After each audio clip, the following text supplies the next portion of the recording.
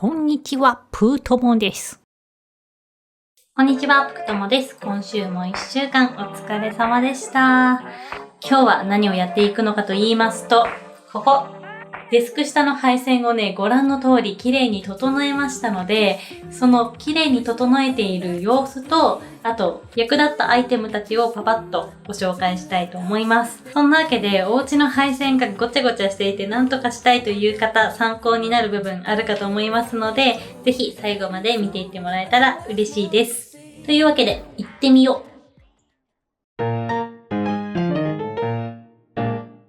まずはビフォーの状態からお見せします。デスク上はね、この通り結構綺麗にできてるんですけど、ぐぐぐーっと下に下がっていくと、これが現実。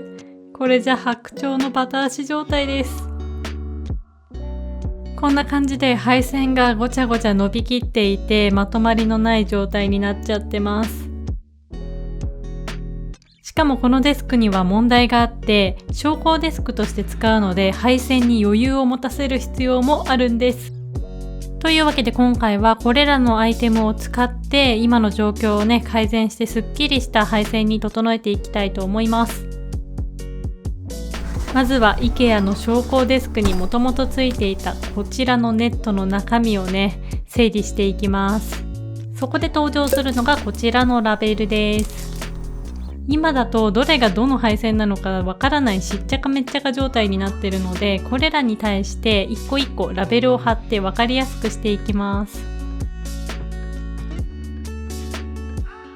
続いて登場したのがマジックバンドの結束テープ。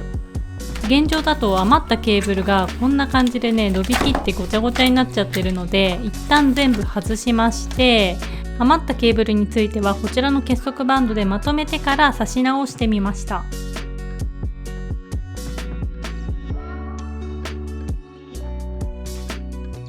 じゃん、これによってネットの中身もなかなか綺麗になりました。これならメンテナンスもしやすいですね。収納完了。 NEXT。 続いて登場したのはケーブル収納カバーです。こんな感じで複数のケーブルをまとめることができます。で、長さが足りなくなった場合はこんな感じでつないで使うことができるので、長いケーブルでも問題なく使えますよ。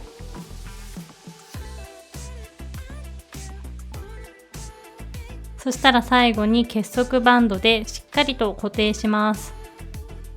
反対側もやっていきます。こちらも結束バンドで固定して完了です。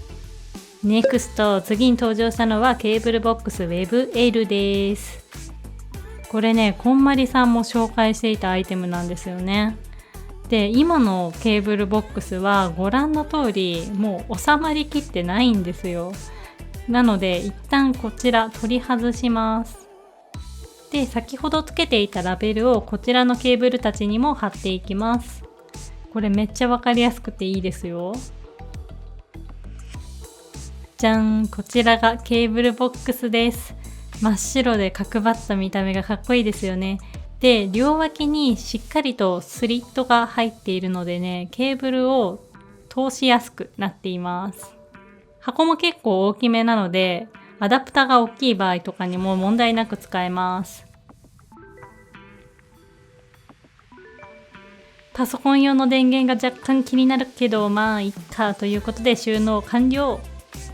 NEXT。 続いては問題のこちらです。ライブ配信に使ってるケーブルたちなんですけどね、収納場所困っていたので、こちらのデスク下収納ボックスにしまっていこうと思います。これね、箱に穴が開いてるので、こちらでケーブルも問題なく通せると思ってます。で、ネジも入ってたんですけど、デスクに穴を開けたくないので、私は両面テープを使うことにしました。で、梱包がね、めちゃめちゃ雑だったので、すでにテープがこんな感じでぐるぐるなっちゃってて剥がれてます。ちょっとね、汚いんですけど、こんな感じで両面テープ貼りまして装着してみましたが、なんと開かない。ネジか。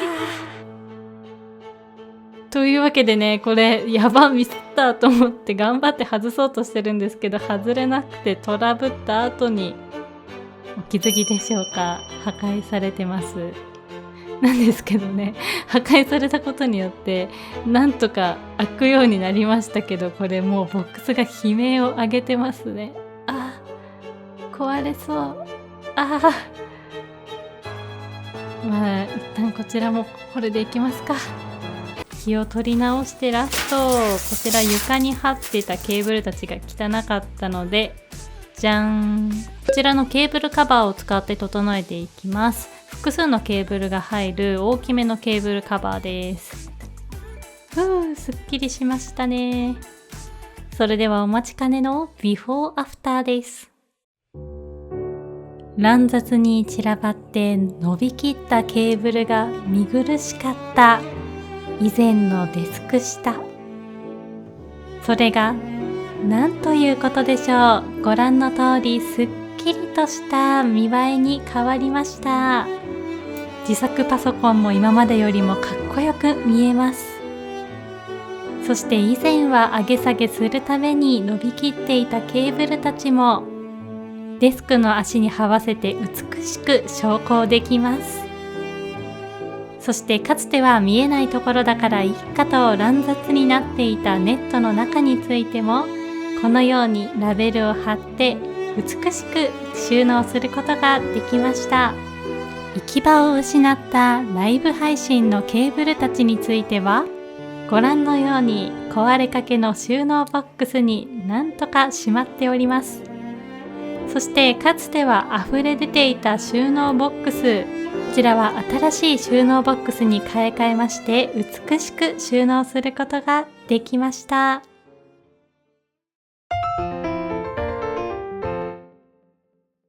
はい、というわけでこんな感じで配線をきれいに整えましてデスク周りをね、すっきりさせてみたんですけど、何のためにこういうことをやったのかと言いますと、実は今回デジタル DIY さんに私の自作パソコンだったり、あとデスク周りのね、工夫ポイントについて取材をしていただきました。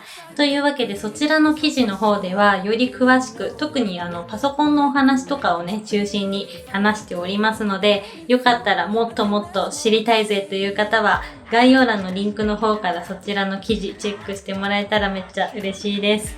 というわけで今日はこの辺でお別れにしたいと思います。最後まで見てくださりありがとうございました。また次回も遊びに来てくださいね。以上、ぷくとまでした。バイバーイ。